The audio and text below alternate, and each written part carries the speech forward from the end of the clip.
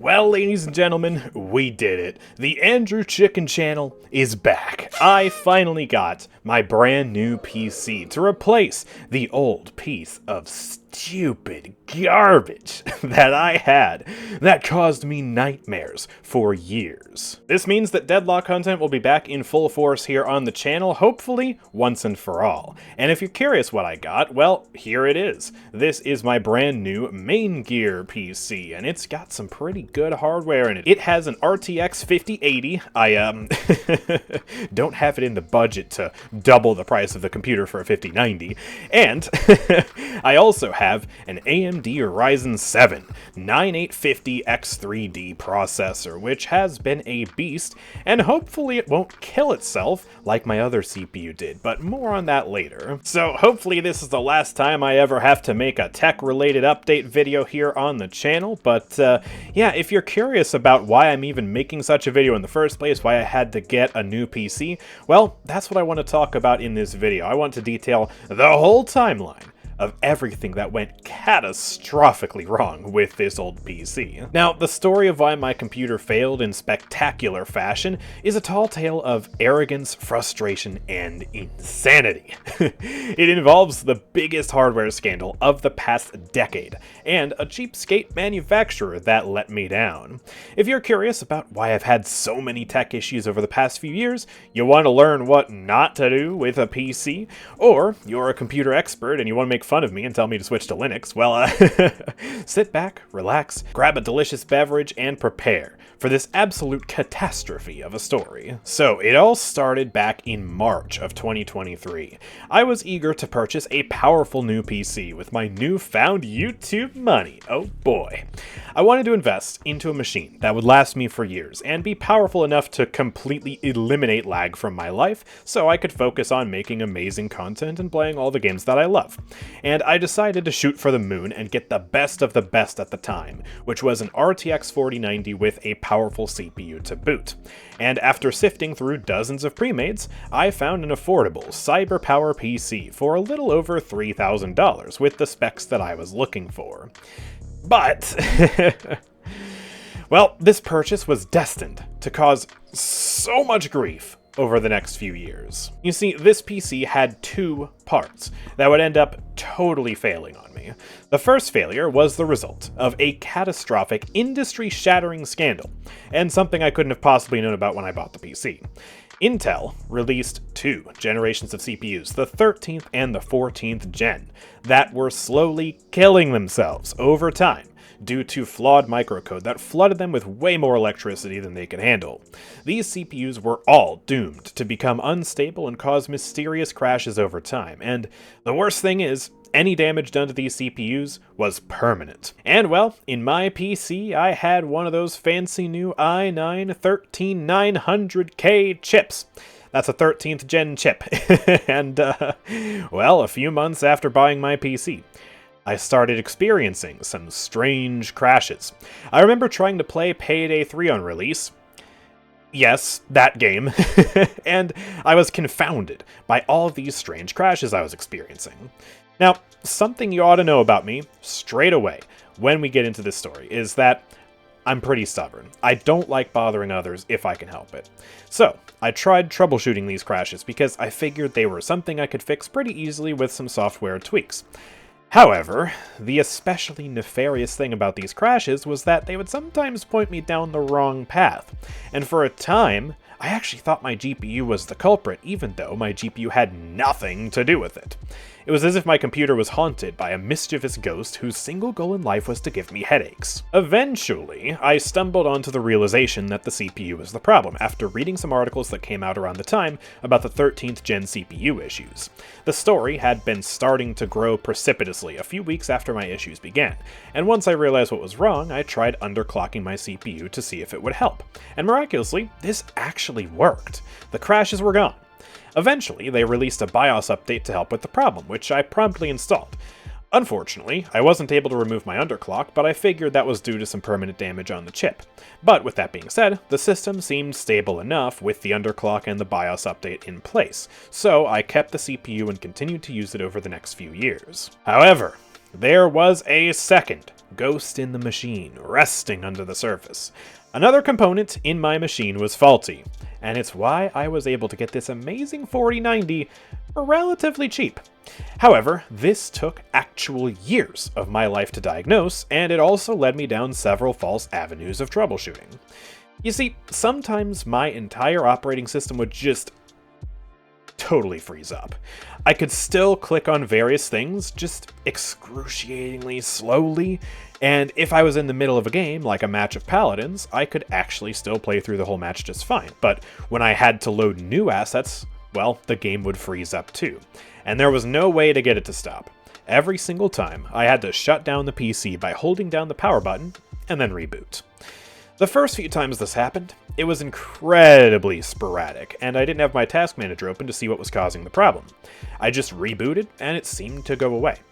But eventually, I wisened up, and I figured that I could open my task manager while this issue was happening, and I discovered that my disk usage was permanently at 100% when my computer would freeze. Over the next several months, whenever this would happen, I would research issues relating to 100% disk usage and try to solve it by running scans and tweaking settings. I'd run into the freeze, reboot my computer, do a little bit of tweaking, assume I'd fixed the issue, and then everything would be fine for a couple of months until it would happen again. It happened so sporadically that it was really difficult to diagnose the issue, and it was a vicious cycle that lasted all the way until 2026, where all of my computer troubles came to an aggressive head. My disk drive was the first thing to go out on me. The freezes continued to happen more and more frequently until eventually I couldn't continue to use my computer normally. I kept trying all these various software level fixes, and nothing was working. Frustrated and desperate, I decided to describe my issue to Gemini. And wait! Before you go writing a comment, flaming me for my use of AI, let me explain. So by this point in my computer's life, I was bashing my head against a brick wall with these errors. My computer was just flat out lying to me, with a lot of the error codes I looked into over the years, and I was also tunnel visioned into fixing things from my limited perspective, which in this case was looking up how to solve a 100% disk issue. Most of the time when I was troubleshooting this, it was in the wee hours of the morning when no one was awake to help me, and when they were awake, my tech-savvy friends really couldn't do much to help. I just wanted a different perspective on the problem, and lo and behold, Gemini actually cracked the case wide open. So the AI asked me for the specific model of SSD in my computer, and I told it I had a Kingston NV2 SNV2S2000G. Yeah, it's a great name for an SSD. And, well, that's when I learned that the specific model of drive in my computer was actually a cheap budget piece of garbage, with well-known freezing issues exactly like what I was experiencing. It seems so obvious in hindsight, but I should have just looked up the model of my drive in my computer to see if it was broken. I was so tunnel-visioned on the software and Windows side of things that searching up the drive model just totally slipped my mind. Now, once I realized that, I knew I had to replace the drive. So, after a bit of research into reliable and fast drives, I settled on a Samsung 990 Pro and took it to a technician so he could swap the drives and install Windows for me, as this was, of course, my Windows boot drive. This did the trick, and the freezing issues completely went away. Hooray! It seemed like my computer was going to be fine. However, I was experiencing another issue this entire time that also crept up in frequency over the months. I frequently used the sleep feature on Windows, as most people do, and it would sometimes rarely happen that my computer would perform a dirty shutdown instead of sleeping, which was definitely not good for the computer. This issue happened before the drive swap, and it continued after the swap, and just like the freezing issues, this got more and more frequent over time. Eventually, one of these dirty shutdowns caused some real damage to my computer. I tried to boot up, and I couldn't. Files on my Windows installation had been corrupted. Now at this point, I had gotten pretty savvy about running certain scans on my computers, so in the Windows recovery environment, I tried doing a certified Windows classic, the DISM and SFC scan combo. I couldn't get the DISM scan to work, but SFC was actually able to repair some corrupted files and allow me to boot, thank God. However, my Windows installation was still broken enough that even after booting, the DISM did not work. Now, Eventually, I decided to do an upgrade in place with a Windows ISO file, and if that sounds confusing, it's actually quite simple. Basically, I ran a program that replaced all the Windows files on my computer with fresh, factory versions to repair it. It's like reinstalling Windows, except I get to keep all my files and directories. I also vowed never to use sleep mode again, and only shut my computer down from then on. While smart for my situation, it was still something that no normal user should ever have to do. You should still properly reboot your PC at least once a week, of course, but sleep mode shouldn't be something you're literally scared to use. This was indicative that there was a very big problem under the hood of my PC. Now, this in-place upgrade repaired my computer, but it also appeared to cause some driver issues that made my computer blue screen. Or rather, black screen, because this is Windows 11. The error codes appeared to be driver related. So I reinstalled my graphics drivers, and, that helped a little bit, but I still ran into some blue screens whenever Razer Synapse and Chroma tried to load. Now, Razer doesn't really have the best reputation regarding their software, but blue screens are totally extreme for them. I've never had Razer software cause any issues even remotely like this before, and I've been using them for about a decade, and this certainly didn't seem normal. But still, just out of an abundance of caution, I decided to completely nuke all of Razer's software and drivers off my system and just rely on Windows regular stable drivers. And that didn't work either. My computer still had blue screens, and it got to the point where I could not boot up my PC normally without running into these blue screens. It would boot, blue screen, reboot, blue screen, and then it would boot into the Windows recovery environment. And from there, I could actually boot into my regular desktop, weirdly enough, where my underclock would finally take effect. You see, the underclock I mentioned earlier was not a BIOS level underclock, as it probably should have been. I was too scared to operate on the BIOS when I was first looking into underclocks, so I used Intel's Extreme Tuning utility instead. And this seemed to be stable enough for literally years, so I thought nothing of it. But the problem with a software level underclock is that it doesn't take effect until after your computer has booted, so my CPU was still running on dangerous voltage levels every single time I completed the boot sequence. Between that and the dirty shutdowns, my CPU had become more and more corrupted over time, and the result of that was finally rearing its ugly head. However, because the blue screens were still pointing me in the direction of a driver conflict and not something to do with the CPU, I wanted to try one last solution, completely reinstalling Windows to start with a total blank slate. If the blue screens were still happening then, it would be clear that the drivers and software were not the issue. Unfortunately, I would never see the friendly Windows login screen ever again, as the reinstallation failed. Every single time I tried to complete the installation, it would crash midway through. Sometimes I couldn't even go to the initial setup prompt without my computer screen going black and then rebooting. And one time, I actually even got to see a proper blue screen error show up, which I didn't even know that could happen while installing Windows from a flash drive. And that's when I knew it was finally time. My CPU had officially given out on me. I knew this day would come, but I couldn't believe the time was here. Now, realistically, I could have tried more things to get my computer to work. I could have tried underclocking my CPU from the BIOS, and then installing Windows again. I could have tried taking the drive out, installing Windows on it from a different computer, then reinstalling the drive into the computer and troubleshooting from there. I could have even gone as far as to replace the CPU, motherboard, and maybe even RAM while keeping the rest of the computer. But instead, I decided to start from scratch and get a totally new computer. To understand why, you need to know how this computer was affecting my mental health as well as my priorities as someone who's a content creator and not a hardware enthusiast. I like computers, and I like making cool things on computers. I've always loved programming, making videos, and doing other fun things like rendering scenes in Blender. But I'm not a computer technician or a hardware expert. I just want my computer to work, and I don't have the expertise nor the appetite to sift through the weeds and fix the complicated issues my computer dealt with. I dealt with my computer issues the way I did out of stubbornness and a belief that I could fix it myself, which was arrogant and foolish. I didn't want to be a bother to other people, but all that did was amplify the stress and anguish that I put on myself. It's not to say I wasn't successful, as I did squeeze thousands of hours of life and productivity out of faulty, corrupted hardware with my fixes, but because I decided to tackle my computer problems the way I did, my computer just put me through the ringer, and it really hurt my mental health. One of the big problems with computers these days is just how expensive they are, especially if you go for top-of-the-line hardware like I did, and it means that if something goes catastrophically wrong, it's going to tear a hole in your wallet to fix it. This just added a huge layer of stress onto the entire situation, because I was scared of messing up thousands of dollars of hardware. However, this is also part of why I decided to keep the faulty CPU for so long, because it seemed stable enough, and I didn't want to go through the hassle, stress, and expense of getting a new CPU and motherboard.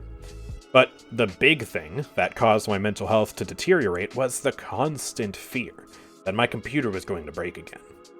For the couple of years that I was dealing with the strange freezes, I thought I fixed the issue, just for it to pop up again a few months later. When the issues accelerated in frequency, it instilled me with a constant, lingering feeling of dread, wondering if and when my computer would crash or fail again. I would get a few weeks of stability, just for it to crash again and lead to another late-night troubleshooting session. My computer was actively gaslighting and betraying me. It would throw a tantrum, then boot up as if nothing happened and work just fine, until the next tantrum showed up out of the blue. Towards the end, it literally got to the point where I was nervous to boot up my computer for the day because I was worried that it would act up again. Now you might be thinking, whoa, that's a huge overreaction. Dude, it's just a computer. And yeah, you're right, but I'm dependent on my computer for so many things, and that's the root cause of all this anxiety. I need my computer for my job, obviously, but I also need it to spend time with my friends and enjoy my hobbies. When my computer goes down, it causes a massive disruption in my life, and that leads to a ton of stress. With all of these computer issues, the fear of the unknown consumed me, and that's a completely unhealthy way to use a computer. It's not how computers are supposed to work. Computers are supposed to be fun and stable machines to use, but this PC had completely taken the fun out of it for me and replaced it with dread. Because of all this, when my CPU finally gave out on me for good, I was so sick of the whole thing that I just wanted to start from scratch. Even though I could technically replace the CPU, motherboard, and RAM, I had so much psychological baggage attached to this machine that I just wanted to get a totally new PC for my peace of mind. I also figured that since my computer is over 3 years old now, it's not totally unreasonable to get an upgrade, especially as we continue to move into this new era of Deadlock content creation. So, I did a lot of research, and I went a little overboard trying to find the most reliable components possible because I never want something to happen like this again. Eventually, I settled on this main gear computer with an RTX 5080, an AMD 7 9850X3D, and 64 gigs of DDR5 RAM. Yeah, that hurt the budget, didn't it? Oh. I decided to go with a manufacturer that lists the specific models of every component on their website so I can verify that I won't have any stability issues like I ran into with the old CyberPower computer that used just a terrible, trash, cheap, low-budget SSD to try and offset the cost of the 4090. And, hey, now it's here. I still had my anxiety to solve, though, and it required me to retrain how I think about computers, because this computer was gaslighting me and betraying me with faulty components, throwing mysterious errors that made me doubt my problem-solving abilities and dread even turning the stupid thing on. It's not how computers are supposed to work, and that's not how every single other computer I've owned has worked. I've owned 3 desktops and 3 laptops in my life, and 5 of those computers were perfectly stable workhorses that only threw 1 or 2 blue screens combined. And even with all these mysterious errors and crashes, I was still able to get thousands of hours of productivity out of this disastrously flawed computer. So, once I realized that, it helped me to get out of my own head about the whole situation. Eventually, I came to terms with the fact that I just got really, really unlucky with my PC and dealt with it in a poor manner. I was the victim of the biggest hardware scandal of the 2020s with the Intel chip instability crisis. And on top of that, I had a complete lemon of a drive that the manufacturer used to cut down costs and make the 4090 affordable.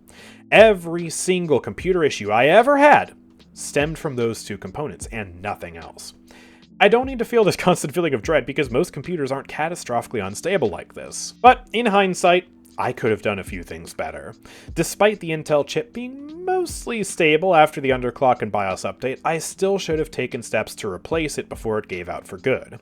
The stability was temporary, and it lulled me into a false sense of security about the chip.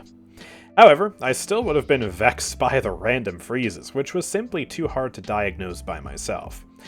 That's really where I honestly just should have sucked it up and called a technician much sooner than I did.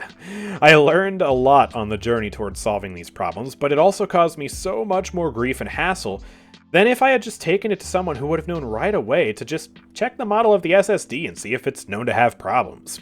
It's like if a regular car user tried to play mechanic on their own car and spent long nights searching for a nebulous issue that was sporadically preventing the car from starting. That would be an incredibly stupid thing to do for someone who's not a car enthusiast and who also relies on their car for their job. But that's exactly what I was doing with my computer.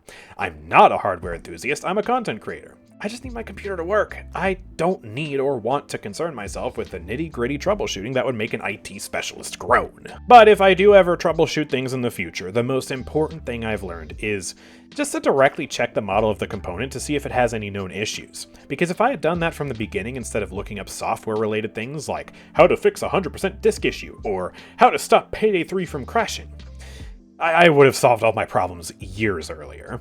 It's something I didn't know to do at the time because I didn't even know hardware could fail in the ways that it did. But anyways, that's gonna do it for this long and tragic story about everything that went wrong with my computer, everything wrong I did with my computer, and what I learned from the whole situation. But I'm really happy to have my new computer now, and yeah, we will get back to the content creation grind, and it'll be a great thing. I am very much looking forward to getting back to normal. That's really all I want. So if you guys have enjoyed this video, of course make sure to drop a like and subscribe to the channel so you don't miss out on future videos from me, and also to help spread the video in the algorithm so I can recoup some of the ridiculous costs of computers in this market, man. Oh, lordy. And if you really want to help pay my bills and pay for this computer, then consider joining the memberships program down below. You get access to a whole bunch of special perks, and it really helps out the channel a bunch. And it starts pretty cheap, too, at just $2 a month. So I'd really appreciate it if you would check that out. With all that being said, thank you guys for watching. I will see you all next time. Peace out.